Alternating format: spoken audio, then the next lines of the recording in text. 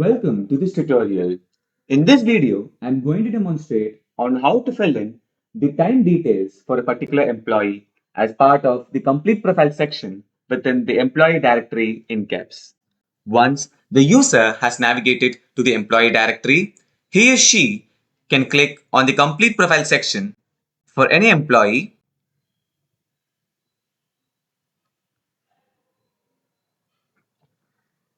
and in the list of details to be completed, the user can click on the time details section and the corresponding fields are displayed.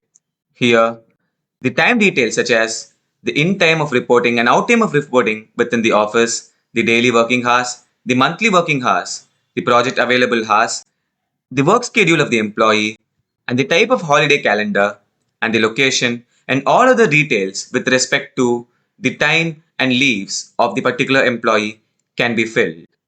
Here, once all the mandatory fields are filled and updated, the user can click the Save and Next option.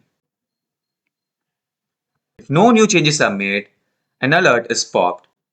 Once the necessary changes are made, the details can be saved and submitted, and the green tick against the time details is displayed, and the profile completion score for the particular employee is also increased.